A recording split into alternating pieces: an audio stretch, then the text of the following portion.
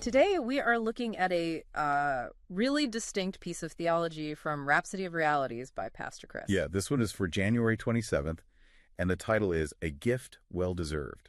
That title alone, I mean, it's designed to get a reaction, right? It absolutely is. Yeah. Because the standard thinking is that righteousness is unmerited favor. Exactly. The whole idea is you get what you specifically don't deserve, but this text just flips that completely. It argues that for a believer, righteousness is a gift you do deserve. Right. And it's important to say he's not arguing you deserve it because you were a good person or, did enough good works. No, not at all. He's building this this very specific legal and almost biological case based on the idea of the new creation. And to do that, he sort of has to reframe the timeline of when Christianity actually begins. That's the part that really stood out to me. It's the whole foundation. We tend to just blend the cross and the resurrection into one big event. But this source material draws a really hard line. And it argues that Christianity didn't technically start at the crucifixion. It started after the resurrection. That distinction is it's crucial for his whole argument to work. And so how does he build that out? Well, he leans heavily into Acts 13.33 and Psalm 2 to say that when Jesus was raised, he wasn't just coming back to life. He was, in a sense, being born again. Born again. So like the first of a new species? Exactly. The text calls him the first begotten of the dead. He's the prototype of this new creation. Okay, so if Jesus is the head of this new spiritual species, then anyone who is in him shares that same origin story. That's where he goes with it. He brings in Romans 6.4. The logic is your old self, the sinner that needed mercy. That person was legally dealt with, crucified with Christ. It dies. It died. So the you that exists now is the one who is raised with Christ into, a newness of life. You're not a fixed up old model. You're a brand new one. And that's the bridge to the deserved part of the title. It becomes an argument about heritage, not performance.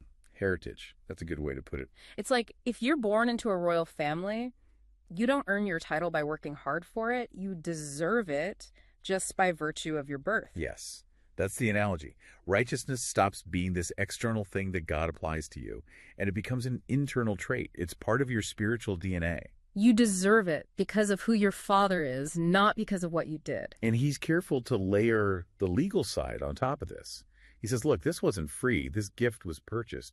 It was paid for with the blood of Jesus. So the cost isn't ignored? Not at all. Jesus paid the price. The transaction is settled. And now this righteousness is your legal property. So trying to still qualify for it is like trying to pay for a house you already own outright. Which kind of rewires that whole sinner saved by grace narrative. The text is pretty bold. It says, you are not a sinner in need of mercy. And that sounds so radical, right? Especially if you come from a background of, very penitent worship. For sure. But within the logic he's built, it's consistent. He's saying if you keep identifying as a sinner trying to get right with God, you're actually denying the reality of what happened in the resurrection. You're trying to become something you already are. Exactly. It's like a person trying to become human. You just are. And the text says righteousness is unattainable by effort. For that very reason. You can't attain what is already your nature. You just have to accept it. So to sum it up, the whole perspective shifts.